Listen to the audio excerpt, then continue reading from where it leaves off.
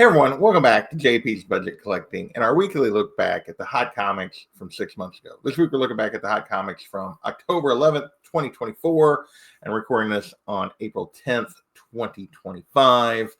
As always, those dates are so you understand when this information is most relevant, because the market is always moving and changing, and you come back in a week or two and something may have happened to change one of these books. So, also, as always, we're looking back at the CBSI Hot Top 10 and the Comic Tom Key Collector Hottest Trending Comics of the Week. Each week, they put out a list of 10 books separately of books that are moving in the market. They're selling in high numbers, that are jumping in value. And then we come back 6 months later to see how they're doing in the market since. Would you have been better off being patient? Would you have been better off, waiting on these books? Should you have jumped in? What factors affected the books you should have jumped in on, and what factors affected the books you should have just been patient for? So with that, let's dig into this week's list and see if we can learn anything this week. All right, first up, we got Voltron, Defender of the Universe, #1 from 1985. And this was on the list last week or 2 weeks ago, due to casting rumors, where we got more rumors that Henry Cavill was attached, causing this book to jump to $75 average raw, 9.8 up to $280. And now this book is still a $20 to $90 book raw. 9.8s are $350 to $400. But this is steady and worth it because the vast majority of sales are on that raw side. Only a couple of 9.8s that are a little higher, so you can maybe call it up and worth it on the 9.8 for sure. But with the more majority being raw sales, we just went with steady and worth it for those. So, but yeah, people are excited about this. Henry Cavill's attached, so people are continuing to chase this book and the nostalgia here with this live action movie that's coming at some point. We will see. All right, next we got Shinobi #1. So this video game that was turned into a comic was optioned for a live action adaptation, caused people to start buying this book. $8 to $15 for raw copies, but a 9.8 jumped all the way up to $200. So yeah, this book people were interested, people were buying. Now $10 to $20 on the raw sales, so that technically is maybe up a little bit, or at least steady, but only 3 sales. So I'm not really going to call this like up straight cash or anything like that. We're going to stick with steady and worth it. Obviously, I was wrong. People are still interested in this book. I think this book is a pretty low print. So a little bit harder to get, but yeah, people are still interested in Shinobi. Next, we got Pilot Season Declassified #1 from 2011. This was hitting the list because this is the first appearance of Beauty. Basically, there's a series preview in here. If you've been paying attention last week, Beauty was on the list. Both its covers for its #1 were on the list because that had been an option for a series. So this was hitting the list a week later because this had a preview of that series in it. Raw copies were going for $20 back then. 9.8, 10 to 15, or no 9.8s back then. Now it's a $10 to $15 book, but the last sale was way back in February. Not a lot of interest in this. I'm going to call this a trap just because, yeah, no recent sales. This book is not moving. Not a lot of interest going on here. So there was still some interest in the Beauty itself books, but this preview not carrying a lot of interest at this point. Next, we're going to move away from option news, that kind of stuff, into covers. This is Hyde Street #1. The thank you variant with the foil lettering and that kind of stuff. This was going for $45 to $75 right out the gate. Now it's a $10 to $25 book. Yeah, the same cover as the 1 in 100 that has for Blackest Night. Excuse me, it's the same cover from the 1 in 100 for Blackest Night from back in the day, but it says Hyde Street. It's got a foil logo. There's some weird stuff going on here. Anyway, this one is now turned into a dumpster fire. Not a lot of people interested in this at this point. So yeah, Hyde Street not carrying a lot of value. All right, next. Next we got Geiger #7. This is the secret variant that came out for issue #7. This was a tough one to talk about when it came out, and even now as you're evaluating how it's done. It was a $5 all the way to $150 book. And there was as many sales for cover price around $5 as there was that were over $30. But there was one way up to $150. So it was a bit of a mess. If you were paying more than basically cover, though, it was not a great investment. The people that were getting a cover were doing well. Now it's a $5 to $10 book. There was no reason to chase this book for crazy numbers. Dumpster fire for anyone that paid more than, paid 30 plus for this book back then. All right, next we're gonna keep moving. We got Svengoolie, the 45th anniversary Halloween Bonanza. This is the 1 in 10 photo variant. Was making the list. This 1 in 10 was going for 35. Now going for 30, but only 2 sales.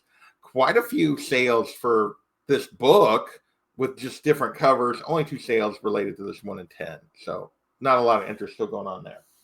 All right, next we're going to keep moving. We got Absolute Batman #1, the Jim Lee 1 in 100 black and white sketch variant. Back then, 110 to 150 for Absolute Batman. Now it's a 125 to 200 for this cover. Even though I was not particularly enjoyed this, a lot of people have enjoyed the Absolute Batman, are still digging it. So this 1 in 100 is still going for pretty good value. So it is also up and kind of worth it so far. So next book that I have been completely right about in every step of the way. Oh wait, no, that is incorrect. I have underestimated this book and the interest in this book the whole time. This is Mark Spears Monsters #1.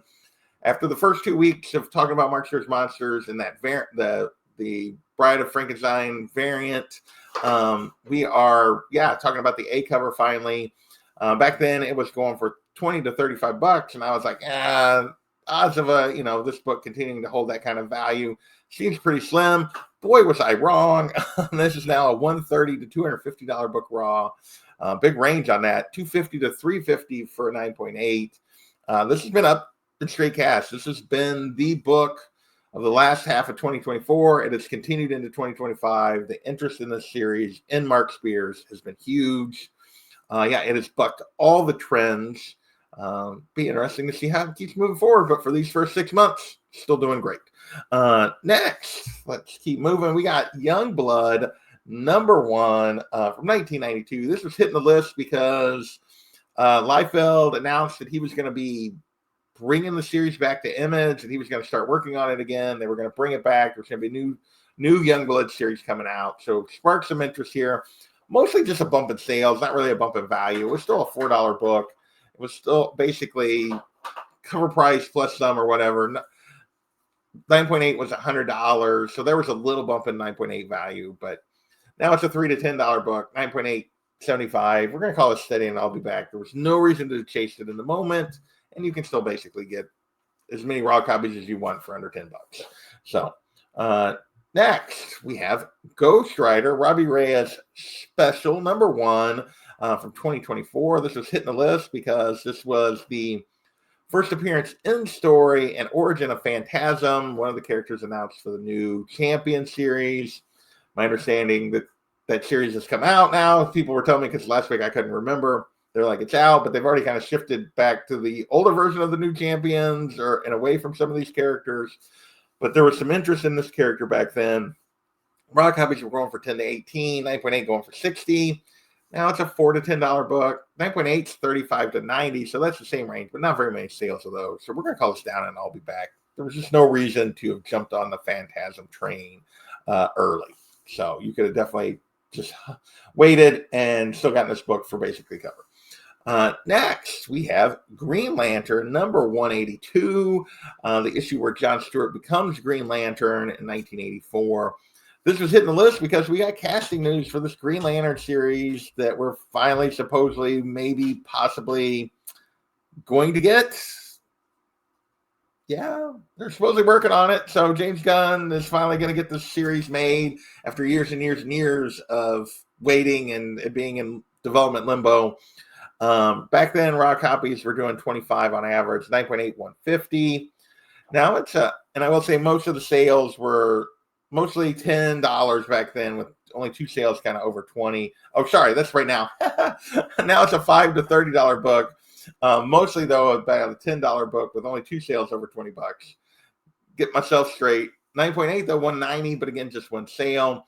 So overall, we're going to call this steady. I'll be back. You can definitely get some deals on this book. No reason to necessarily have chased it. It's sitting around the same price. Great book if you're interested in John Stewart, but and a fairly affordable book, really, when you think about it. All right, next. We got Venom #9, first appearance of Dylan Brock, hitting the list because rumors he would be a part of Venom 3. I have no idea if this happened. Venom 3 did not do very well at the box office. I had zero interest in it. So you'll have to let me know, was the little kid they thought might be Dylan actually Dylan or not? I don't know. But either way, hasn't met much for this book. Back then it was $20 raw, 9.8, 100, way down from the peaks when this was first coming out and people were interested. Now it's a $5 to $25 book, but most sales under 20, 9.8, 80 to 120. So right about the right range. I do not know why I typed down and I'll be back. I'd probably call this a steady and I'll be back. I'm not sure why I did that, but I think it was mostly because most of the sales were clearly under $20 and most of the sales were clearly raw. But either way, this is probably steady. I'll be back as opposed because there are a few sales still in that same range. Even if the average is more like 15 now instead of 20. Yeah. All right, next. Let's see. We got Amazing Fantasy #15. Not that one, the other one, the first appearance of Amadeus Cho from 2006.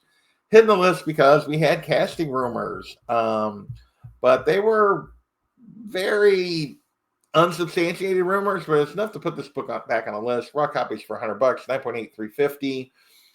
Which is still down from some previous peaks on this book when we thought we were going to get Amadeus Cho. Now it's still a $70 to $140 book, 9.8, 275 to 350. So steady and worth it, even though there are some sales. You can get a little better deals.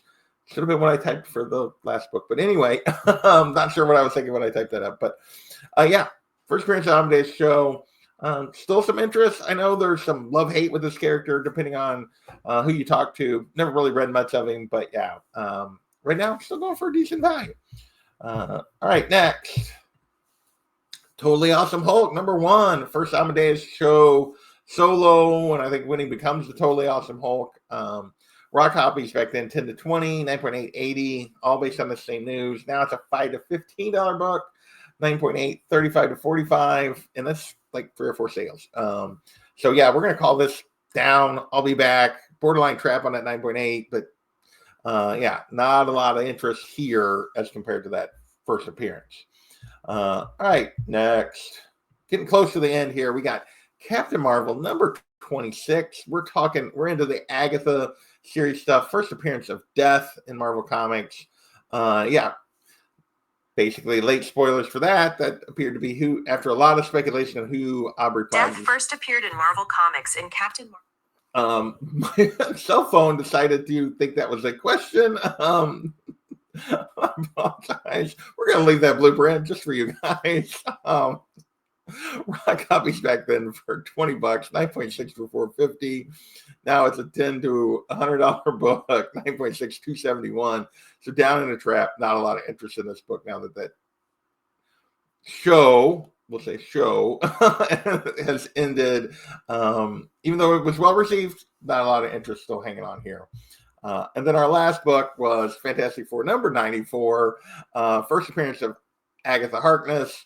Raw copies back then, averaging around 275. Now you'll notice this is a book I didn't put. There were several books in here I didn't put my prediction on. That's because Tom's list came out late. I forgot to mention that earlier, but came out late. So those books I didn't make a prediction on. That's why some of these you didn't see it, what JP said.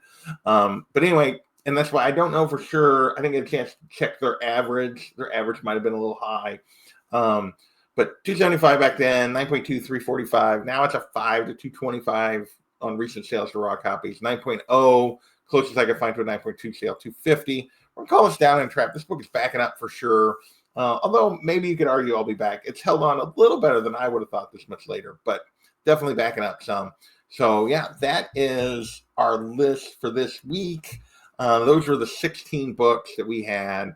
So yeah, a little bit of Marvel, a lot of like covers and stuff. Decent variety this week compared to most. But for the most part, they didn't do that great. So let's look at that look back slide real quick. Yeah, basically two books that went up. Maybe that should be 6 and 8 on the steady versus the down because of the, I'm not sure what I was thinking on that Venom book. But anyway, yeah, mostly still down. Geiger definitely with the big drop this week. Mark Spears Monsters, obviously the big winner this week, 566% increase. That's a huge number. So with that, I'm going to thank you guys for watching. But before I get out of here, I'm going to thank my members, Bear Island, Old Wolf, Monty Ray, and the Robin Tier, Circumstances, Unruly Simeon, Ben Compton, Nerdy Geek, Chucky Valdez, Exhibit, Blue Collar Dan, Plenty of the Younger, and Lisa Noble in that Titan tier, and Daymares and He Who Remains in my Nightwing tier.